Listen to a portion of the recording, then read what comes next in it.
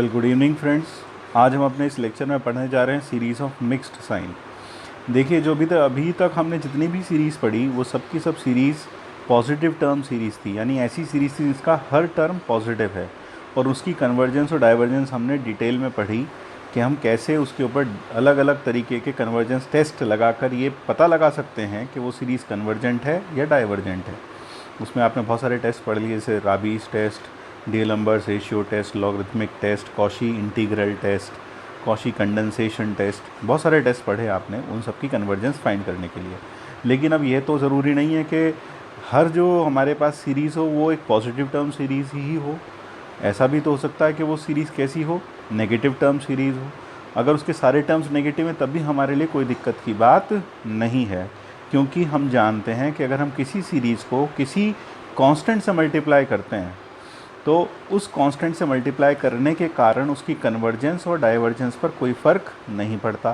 तो अगर हमारे पास एक नेगेटिव टर्म सीरीज़ है तो हम उसकी हर टर्म को -1 से मल्टीप्लाई कर देंगे तो वो किस में बदल जाएगी, एक पॉजिटिव टर्म सीरीज़ में बदल जाएगी। और फिर हम उसका कन्वर्जेंस और डाइवर्जेंस पढ़ सकते हैं बेस्ड ऑन द टेस्ट जो हमने ऑलरेडी पढ़ रखे हैं। फिर तीसरी स्थिति आती है। देखिए, हम एक एक करके सारी स्थिति डिस्कस कर रहे हैं। पहली स्थिति, जब सारी टर्म्स पॉजिटिव हो, कोई दिक्कत ही नहीं हो, तो हमने डिटेल में पढ़ लिया। सारी टर्म्स नेगेटिव हो, उसमें भी कोई दिक्कत नहीं, -1 से मल्टीप्लाई कर दीजिए, वो एक पॉजिटिव टर्म सीरीज़ में बदल जाएगी और अब हम उसकी कन्वर्जेंस डाइवर्जेंस को स्टडी कर सकते हैं। तीसरा हो सकता है कि एक सीरीज़ के अंदर फाइनाइट नंबर ऑफ नेगेटिव्स हों या फिर फाइनाइट नंबर ऑफ पॉजिटिव्स हों। फाइनाइट नंबर, बाकी दूसरा साइन इनफाइनाइट हो, यानी अगर पॉजिटिव फाइनाइट हो तो नेगेटिव इनफाइनाइट है, अगर नेगेटिव फाइनाइट है तो पॉजिटिव्स इनफाइनाइट है। तो उस केस में क्या करेंगे? उस केस में हम ये करेंगे, हम जानते हैं कि सीरीज़ में अगर हम फाइनाइट नंबर ऑफ टर्म्स छोड़ दें तो सीरीज़ की कन्वर्जेंस और डाइवर्जेंस की नेचर पर कोई फ़र्क नहीं पड़ता। जैसे मान लीजिए हमें एक सीरीज़ दे रखी है जिसमें से 100 टर्म के बाद सब सीरीज़ का साइन सेम रहता है, पूरी हर टर्म का साइन सेम रहता है, प्लस रहता है या माइनस रहता है। तो हम क्या करेंगे, शुरू की 100 टर्म छोड़ देंगे और फिर अगली जो टर्म्स होंगी 100 के बाद, 101 के बाद, उनको स्टडी करेंगे, उनकी कन्वर्जेंस डाइवर्जेंस पर कमेंट करेंगे और इस तरह से हम अपनी वो जो गिवन सीरीज़ है उसकी कन्वर्जेंस और डाइवर्जेंस जान सकते हैं। लेकिन यानी इन तीनों केसेस में कोई दिक्कत नहीं है। तो कौन कौन से 3 केसेस मैं दोबारा बोल दूँ?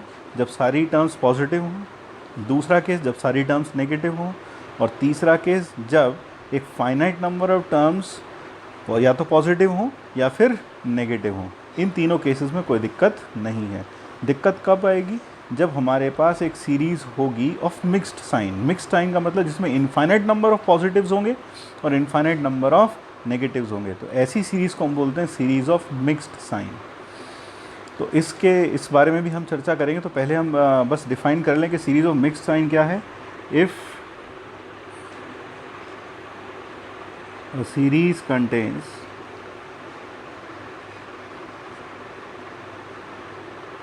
infinite number of positive as well as negative terms, then it is said to be a series of mixed sign और सीरीज़ ऑफ आर्बिटरी टर्म्स।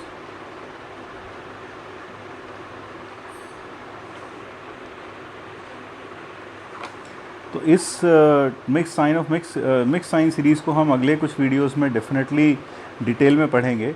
लेकिन अब हम एक ऐसी सीरीज़ पढ़ने वाले हैं, मिक्स साइन वाली सीरीज़ पढ़ने वाले हैं जिसे हम कहते हैं alternating series.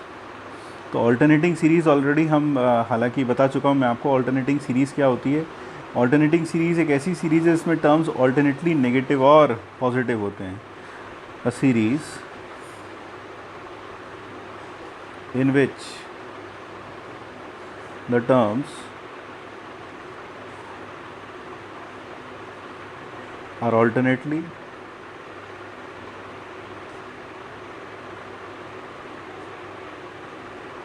Negative, alternately positive and negative. और ये कैसे होती है? ये कुछ ऐसी दिखाई देती है, -1 to the power n - 1 un। यानी कि U1 minus U2 plus U3 minus U4 and so on, and ये कहने की ज़रूरत नहीं कि हर UN पॉजिटिव है। सो ये सीरीज़ क्या कहलाती है? Is an alternating series.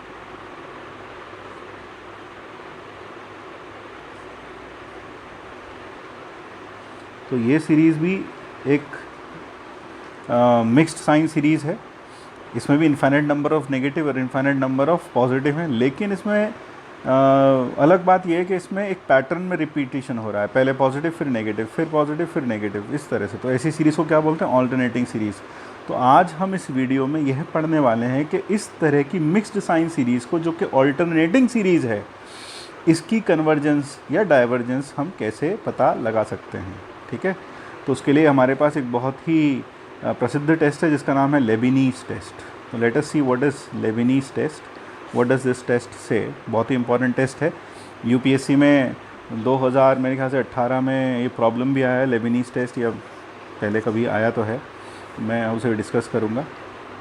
तो alternating series test, Leibniz test for alternating series. The alternating series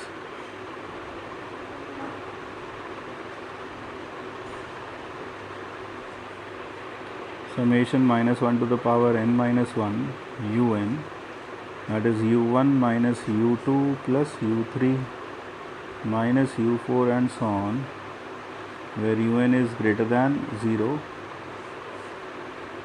for all n, converges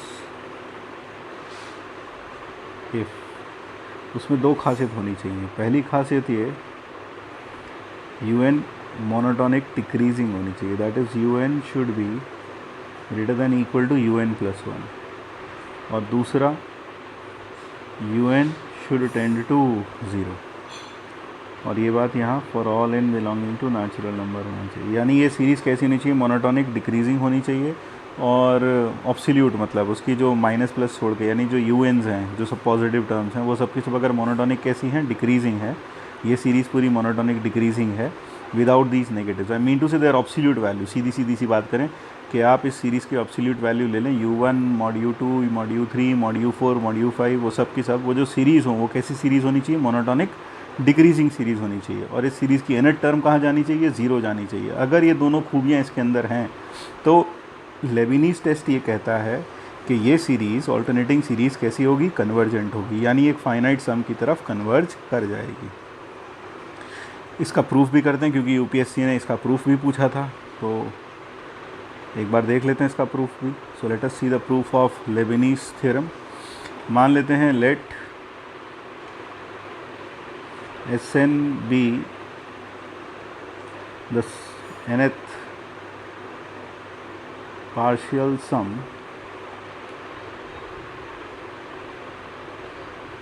of the series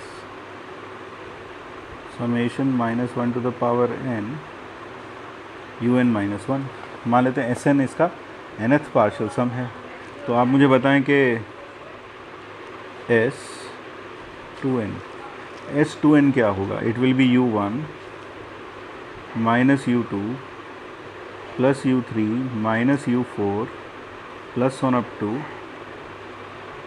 minus, last में देखिए इवन में हमेशा माइनस आ रहा है, तो plus u2n minus 1 minus u2n। ठीक बात है। तो आप एक चीज़ यहाँ पर ये देख सकते हैं कि जो S2n है, अब u1 माइनस u2 जो होगा, या फिर u1 को अगर मैं अलग रख लूँ तो ये प्लस या माइनस u2 माइनस u3, ऐसे लिख सकता हूँ, u2 माइनस u3। और फिर अगले वाले में मैं लिख सकता हूँ plus u4 minus u5 and plus on up to u2n minus 2 minus u2n minus 1 and, और मैं सेपरेट करके लिख लेता हूँ प्लस u2 माइनस u2n। ऐसे लिख दिया मैंने इसको। ज़रा समझे मैंने क्या किया? इसको मैं थोड़ा इधर शिफ्ट कर देता हूँ ताकि अच्छे से नज़र आ जाए। आप देखें क्या किया हमने क्या किया? हमने दो दो के पेयर बनाए, उसमें से फर्स्ट और लास्ट हटा दिया, तो कितनी टर्म्स बची? 2n माइनस 2, जो कि इवन नंबर है तो जोड़े बन जाएंगे। कितने जोड़े बनेंगे, n-1 जोड़े बन जाएंगे क्योंकि 2n-2 बचेंगे टर्म्स। तो अब आप देखें कि ये u2 अब ऊपर जो दिया है उसके हिसाब से u2 u3 से बड़ा है, u4 u5 से बड़ा है। यानी ये सारी चीज़ें, कौन कौन सी सारी चीज़ों की बात कर रहा हूँ मैं, ये वाली, ये सब की सब कैसी हैं, पॉजिटिव हैं। और u2n खुद पॉजिटिव है और उसके आगे भी माइनस लगा। यानी एक बात तो सच्ची है कि S2n जो होगा वो u1 से कम होगा, ठीक है। S2n यानी 2n है basically, 2 to the power n नहीं, S2n is definitely less than u1. So this implies that S2n sequence of partial sums or even partial sums यानी S2, S4, S3 is bounded above, ये bounded above है। अब हमें साथ साथ ये देख लेना चाहिए क्या ये जो सीक्वेंस है क्या ये बाउंडेड के साथ साथ मोनोटॉनिक है। तो देखते हैं, S2n+2 माइनस S2n। तो आप देखें इस केस में अगर मैं S2n+2 माइनस S2n करूँगा तो मेरे पास बचेगा u2n+1 माइनस u2n+2, ये बच जाएगा क्योंकि 2n तक की टर्म सब कैंसल आउट हो जाएंगी, u2n+1 बचेगा और u2n-2 बचेगा। और ख़ुद देखें ये जो सम है S2n+2 माइनस S2n, और ये सीरीज़ कैसी थी, मोनोटॉनिक डिक्रीजिंग, यानी ये बड़ा है और ये छोटा है। तो this will be greater than equal to 0। So this implies S2n+2 is greater than equal to S2n. This implies this sequence S2n is monotonic increasing and bounded above। और जब कोई मोनोटॉनिक इंक्रीजिंग बाउंडेड अबव अगर कोई series होती है तो by monotone convergence sequence होती है तो by monotone convergence theorem it is convergent. So this implies S2n is convergent by MCT, monotone convergence theorem से ये कन्वर्जेंट है। तो यहाँ तक तो क्लियर हो गया।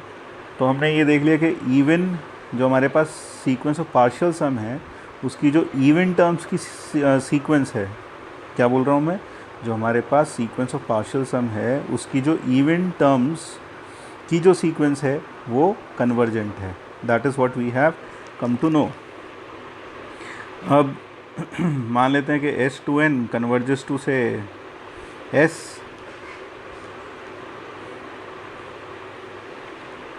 देन एक चीज़ और देखें, S2n+1 को मैं लिख सकता हूँ S2n+u2n+1, ऐसे लिख सकता हूँ। I can write it in this way. और फिर this implies limit n tending to infinity S2n+1 is equal to limit n tending to infinity S2n+u2n+1।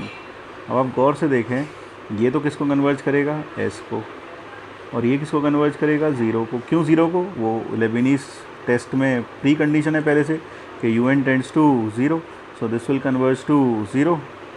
So this implies limit n tending to infinity S2n+1 will also converge to S। Therefore हमने ये देखा कि S2n+1 भी S को converge करता है and S2n भी S को कन्वर्ज करता है। और याद करो, अगर आपने सीक्वेंस के सारे वीडियोस ढंग से देखे हैं, सारे के सारे, तो उसमें एक पॉइंट हमने प्रूव किया था, अगर किसी सीक्वेंस की इवन नंबर्ड टर्म और odd number term same limit को कन्वर्ज करे तो वो सीक्वेंस भी उसी लिमिट को कन्वर्ज करती है। This implies Sn converges to S। So that is the series summation -1 की power n-1 un is convergent। यही हमें शो करना था। ये कैसी सीरीज़ हो गई, कन्वर्जेंट हो गई। आई होप ये क्लियर हो गया होगा लेबिनीज टेस्ट क्या है। सो लेबिनीज टेस्ट हमें समझ में आ गया, ऑल्टरनेटिंग सीरीज़ क्या है वो समझ में आ गई, sign of mixed series of mix sign क्या है वो समझ में आया, ऑल्टरनेटिंग सीरीज़। तो इस वीडियो में हमने ये सब सीखा कि हम किसको ऑल्टरनेटिंग सीरीज़ कहते हैं और उसके लिए हमारे पास टेस्ट क्या है। तो आई होप ये वीडियो अच्छे से समझ में आएगा, छोटा सा वीडियो है। अगले वीडियो में हम डेफिनेटली और आगे बढ़ेंगे जिसमें हम एब्सोल्यूट कन्वर्जेंस जानेंगे क्या होता है। तो please keep in touch, stay tuned and do watch this video and wait for the next video also. हर वीडियो एजुकेटिव है, बस आप तो आंख बंद करके सारे वीडियोस को फॉलो करते रहें। ये ज़रूर आपको लग सकता है कि अभी हम प्रैक्टिस क्वेश्चंस नहीं कर रहे, लेकिन जैसे जैसे थ्योरी थोड़ी बढ़ेगी, कवर कर लेंगे, तो हम एक प्रैक्टिस प्रॉब्लम्स का एक अलग से एक्सक्लूसिव वीडियोस भी बनाकर इसमें अपलोड करेंगे। Till then, thank you, keep in touch, bye bye, meet you in the next video.